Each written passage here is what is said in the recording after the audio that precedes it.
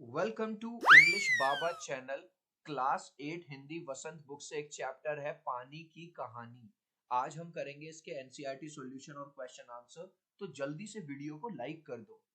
I hope children आपने video को like कर दिया है और अभी तक चैनल को सब्सक्राइब नहीं किया तो सब्सक्राइब कर दो सो दैट आपको हमारे सारे अपडेट्स मिलते रहें। क्वेश्चन नंबर 1 देखिए, लेखक को ओस की बूंद कहाँ मिली। ओस की बूंद जो है वो लेखक को कहा, जब लेखक जा रहे थे तो बेर की एक झाड़ी पड़ी थी। लेखक को बेर की झाड़ी पर ओस की बूंद मिली। बस एक लाइन का आंसर है। ओस की बूंद क्रोध और घृणा से क्यों कांप उठी। जब ओस की बूंद को ये वाली बात याद आई कि जब वो जमीन के अंदर थी, धरती के भूगर्भ में थी, तो जो चिल्ड्रन प्लांट्स और ट्रीज की जो जड़ें होती हैं वो उसमें से पानी को खींच लेते हैं, है ना, जमीन में से।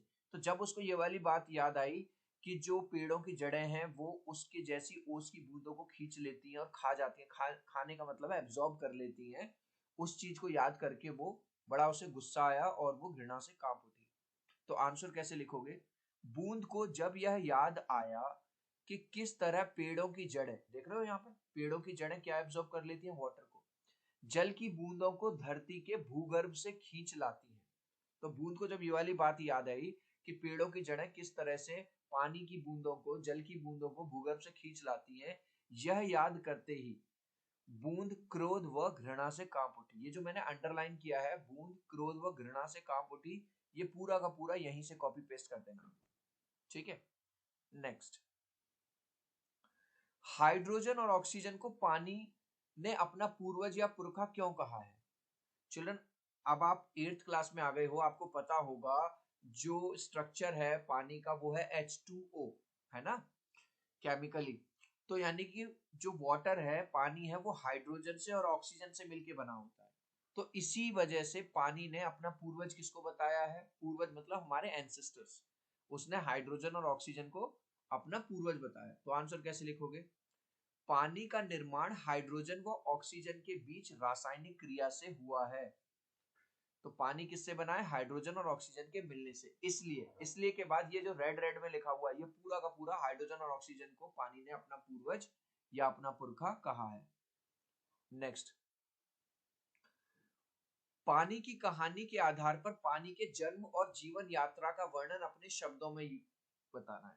तो सबसे पहले उसने क्या बताया है कि सबसे पहले जब उसका निर्माण हुआ हाइड्रोजन और ऑक्सीजन से, तो वो वाष्प यानी कि वेपर की फॉर्म में थी। देख रहे हो यहाँ पे, वेपर की फॉर्म में थी। वेपर के बाद जब क्लाइमेट ठंडा हुआ तो वो क्या बन गई?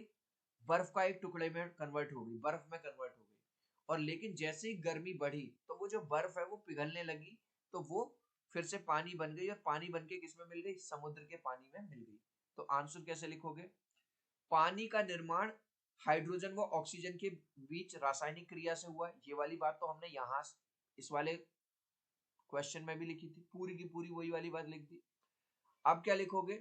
सर्वप्रथम बूंद भाप के रूप में, भाप मतलब वेपर की फॉर्म में, हमने पढ़ा था ना, वेपर की फॉर्म में पृथ्वी के वातावरण में इर्द गिर्द घूमती रहती है। ठीक है, वेपर की फॉर्म में।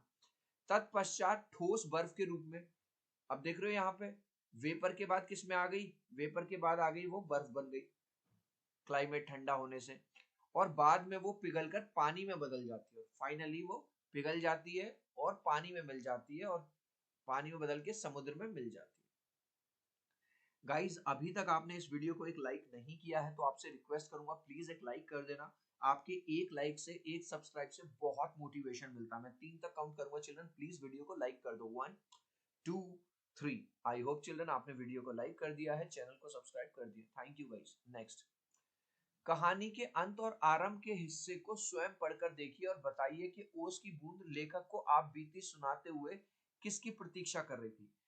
जो लेखक, यहाँ पे हमने स्टार्टिंग में देखा था ना चिल्ड्रन, यहाँ पे ये देखो, लेखक के हाथ पे आ गई थी ये रही ओस की बूंद। ये किसका इंतजार कर रही थी? ये इंतजार कर रही थी सूरज की किरणों का, कि कब सूरज उदय हो और ये दोबारा से वाष्प बन जाए। तो आंसर देखो कैसे लिखेंगे। आंसर में आप लिखोगे, कहानी के अंत और आरंभ के हिस्से को पढ़कर यह पता चलता है कि ओस की बूंद सूर्य उदय यानी कि सनराइज का वेट कर रही थी, कि जल्दी से सनराइज हो और मैं यहाँ से जाऊं। यानी कि वो, क्योंकि सन की वजह से पानी जो है भाप बन के उड़ जाता है। है ना, वेपराइज हो जाता है। समुद्र के तट पर बसे नगरों में अधिक ठंड और अधिक गर्मी क्यों नहीं पड़ती? चिल्ड्रन आपने सुना होगा जैसे चेन्नई हो गया, मुंबई हो गया, यहाँ समुंदर है, तो इस समुंदर की वजह से क्या होता है कि ना तो यहाँ बहुत ज्यादा गर्मी पड़ती है और ना ही जहाँ बहुत ज्यादा सर्दी पड़ती है। ऐसा क्यों होता है? समुद्र के तट पर बसे नगरों में अधिक ठंड और अधिक गर्मी नहीं पड़ती, क्योंकि वहां के वातावरण में सदा नमी होती है। नमी मतलब डैम्पनेस, ठीक है, क्योंकि वहां के वातावरण में हमेशा नमी होती है। नेक्स्ट, पेड़ के भीतर फव्वारा नहीं होता। फव्वारा मतलब फाउंटेन। फाउंटेन देखा होगा आपने, पानी ऊपर चढ़ता हुआ जाता है। तब पेड़ की जड़ों से पत्तों तक पानी कैसे पहुंचता है? अब ये क्वेश्चन ये कह रहा है कि भाई कोई फाउंटेन तो होता नहीं है पेड़ों की जड़ों में, फिर पानी नीचे से ऊपर तक कैसे पहुंच जाता है? इस प्रक्रिया को वनस्पति शास्त्र यानी कि बायो में क्या कहते हैं, बॉटनी में हम क्या कहते हैं? तो चिल्ड्रन आपको ये तो पता ही है कि जो प्लांट्स की जो रूट्स होती हैं वो एब्जॉर्ब करती हैं, और शायद आपने पढ़ा होगा 7th क्लास में जाइलम और फ्लोएम होता है, ठीक है, ये पतली पतली कैपिलरीज होती है, इनसे होता हुआ पानी ऊपर बढ़ता है। और शायद आपने एक प्रोसेस और पढ़ा होगा, ट्रांसपिरेशन।